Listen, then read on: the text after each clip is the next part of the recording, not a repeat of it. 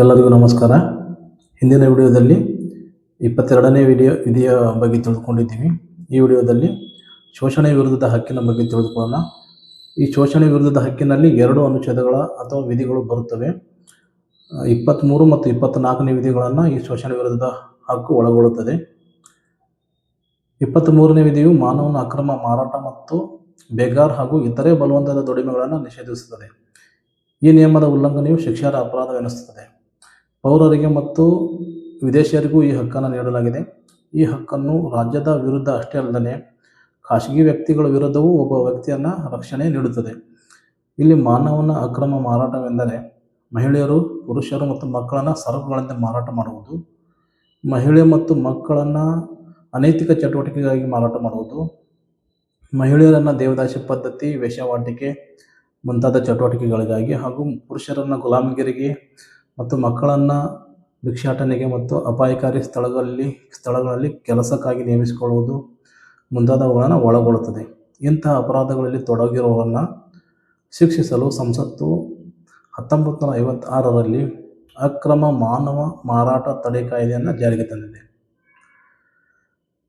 ಸಂಭಾವನೆ ನೀಡದೆ ಕಡ್ಡಾಯವಾಗಿ ದುಡಿಸಿಕೊಳ್ಳುವುದನ್ನು ಬೇಗಾರ್ ಎಂದು ಕರೆಯುತ್ತೇವೆ. ಭಾರತದಲ್ಲಿ ಜಮೀನ್ದಾರಿ ಪದ್ಧತಿ ಅಸ್ತಿತ್ವದಲ್ಲಿದ್ದಾಗ ಇಂತಹ ಒಂದು ಬೇಗಾರ್ ಪದ್ಧತಿಯನ್ನು ನಾವು ಕಾಣಬಹುದಾಗಿತ್ತು. 23ನೇ ವಿಧಿಯು ಬೇಗಾರ್ ಪದ್ಧತಿಯ ಜೊತೆಗೆ ಜೀತ ಪದ್ಧತಿ ಅಂತ ಇತರೆ ಬಲವಂತದ ದುಡಿಮೆಗಳನ್ನು ನಿಷೇಧಿಸುತ್ತದೆ. ಒಬ್ಬ ವ್ಯಕ್ತಿಗೆ ತನ್ನ ಇಚ್ಛೆಗೆ ವಿರುದ್ಧವಾಗಿ ಬಲವಂತವಾಗಿ ಒತ್ತಾಯಪಡಿಸಿ ಕೆಲಸ ಮಾಡಿಸುವುದನ್ನು ಬಲವಂತದ ದುಡಿಮೆ ಎಂದು ಕರೆಯಲಾಗುತ್ತದೆ. ಇಲ್ಲಿ ಒತ್ತಡವೆಂದರೆ ಕೇವಲ ದೈಹಿಕ ಅಥವಾ ಕಾನೂನುಬದ್ಧ ಒತ್ತಡವಲ್ಲದೆ ಕನಿಷ್ಠ ಕೂಲಿಗಿಂತ ಕಡಿಮೆ ಕೂಲಿಗೆ ಕೆಲಸ ಮಾಡುವಂತೆ ಒತ್ತಾಯಪಡಿಸುವುದನ್ನು ಒಳಗೊಳ್ಳುತ್ತದೆ. ಇಂತಹ ಬಲವಂತದ ದುಡಿಮೆಗಳನ್ನು ನಿಷೇಧಿಸಲು ಹಲವು ಕಾಯ್ದೆಗಳನ್ನು ಜಾರಿಗೆ ತರಲಾಗಿದೆ. ಅದರಲ್ಲಿ ಪ್ರಮುಖವಾದವುಗಳೆಂದರೆ ಜೀತ ಪದ್ಧತಿ ನಿರ್ಮೂಲನಾ ಕಾಯ್ದೆ. ಇದು 1976ರಲ್ಲಿ ಜಾರಿಗೆ ಬಂತು. ಜೊತೆ ಕನಿಷ್ಠ ಕೂಲಿ ಕಾಯ್ದೆ 1948ರಲ್ಲಿ ಜಾರಿಗೆ ತರಲಾಗಿದೆ. ಸಮಾನ ಸಂಭಾವನಾ ಕಾಯ್ದೆ ಅಂತೇಳಿ 1976ರಲ್ಲಿ ಈ ಕಾಯ್ದೆಯನ್ನು ಜಾರಿಗೆ ತರಲಾಗಿದೆ. ಇನ್ನು 24ನೇ ವಿಧಿಯು ಮಕ್ಕಳನ್ನು ಅಪಾಯಕಾರಿ ಸ್ಥಳಗಳಲ್ಲಿ ನೇಮಿಸಿಕೊಳ್ಳದಂತೆ ನಿಷೇಧವನ್ನು ಹೇರುತ್ತದೆ.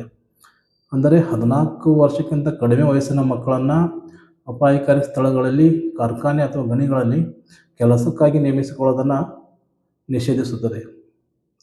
ಇಲ್ಲಿ ಕೂಡ ಇಂಥ ಅಪರಾಧಗಳಲ್ಲಿ ತೊಡಗುವವರನ್ನು ಶಿಕ್ಷಿಸಲು ಹಲವು ಕಾಯ್ದೆಗಳನ್ನು ಜಾರಿಗೆ ತರಲಾಗಿದೆ.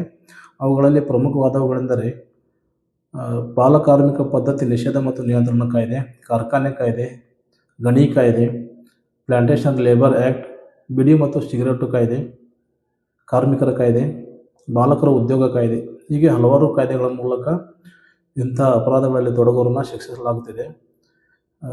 ವಿಡಿಯೋ ನೋಡಿದ್ದಕ್ಕಾಗಿ ಎಲ್ಲರಿಗೂ ಧನ್ಯವಾದಗಳು. ದಯವಿಟ್ಟು ಸಬ್ಸ್ಕ್ರೈಬ್ ಮಾಡಿ.